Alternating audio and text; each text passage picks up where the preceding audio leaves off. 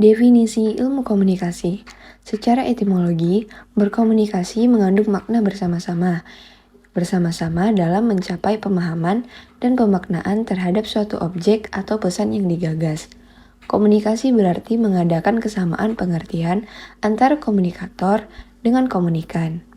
Jika di antara dua orang yang berkomunikasi itu memiliki kesamaan pengertian, artinya tidak ada perbedaan yang muncul terhadap pengertian tentang sesuatu, maka terjadilah situasi yang disebut dengan in tune. Adapun definisi komunikasi menurut Raymond S. Ross, komunikasi adalah suatu proses menyortir, memilih, dan mengirimkan simbol-simbol sedemikian rupa sehingga membantu pendengar membangkitkan makna atau respon dari pikirannya yang serupa dengan yang dimaksudkan oleh komunikator. Maka dalam hal ini, komunikan dapat memahami pesan yang telah disampaikan oleh komunikator, sehingga tidak terjadi miskomunikasi dan dapat terjalinnya komunikasi dua arah antara komunikator dengan komunikan. Selanjutnya, kita akan membahas unsur-unsur komunikasi. Apa aja sih unsur-unsur komunikasi? Unsur-unsur dalam berkomunikasi meliputi 5 unsur, yaitu komunikator, pesan, media, komunikan, serta efek. Komunikator sebagai penyampai pesan merupakan sumber informasi bagi komunikan. Sebagaimana komunikator menyampaikan sebuah pesan, sangat mempengaruhi keberhasilan komunikasi. Apakah komunikan dapat menangkap dan mengerti sebuah pesan itu atau tidak, dan bagaimana respon yang dihasilkan komunikan sangat ditentukan oleh kemampuan komunikator dalam menyampaikan pesan. Pesan merupakan ide, informasi, atau berita yang ingin disampaikan komunikator kepada komunikan. Pesan ini mengandung materi yang ditujukan untuk mempengaruhi atau mengubah komunikan. Media. Media komunikasi merupakan sarana atau saluran yang digunakan oleh komunikator untuk menyampaikan sebuah pesan. Pemilihan media atau sarana komunikasi yang digunakan untuk menyampaikan sebuah pesan bergantung pada sifat, jenis, atau bentuk pesan yang akan disampaikan. Pesan dalam bentuk tulisan, misalnya, dapat disampaikan melalui media koran atau majalah. Sedangkan media televisi biasanya digunakan untuk menyampaikan pesan dalam bentuk video, gambar, dan suara.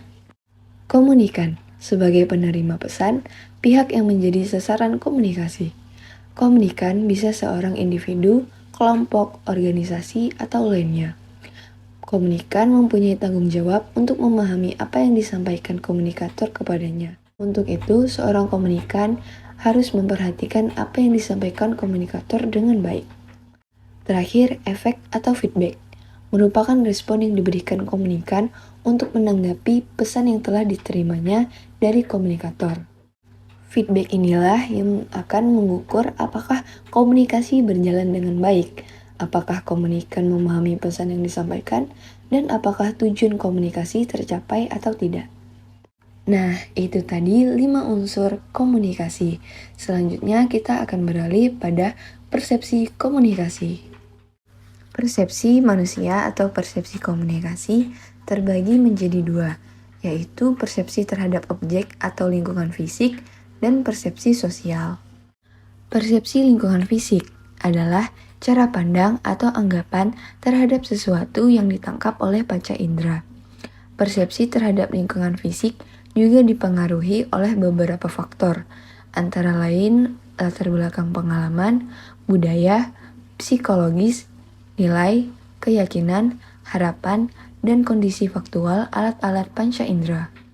Adapun contohnya yaitu ketika kereta api berangkat dan kita melihat ke arah luar jendela, kita merasa bahwa pohon-pohon dan rumah-rumah bergerak, seolah-olah kitalah yang diam. Hal tersebut merupakan tipuan mata yang dirangsang oleh mata kita sebagai bentuk dari persepsi lingkungan fisik. Nah, terakhir kita masuk pada persepsi sosial. Persepsi sosial adalah proses menangkap arti objek sosial dan kejadian yang kita alami dalam lingkungan kita, baik yang kita lihat secara langsung ataupun melalui media.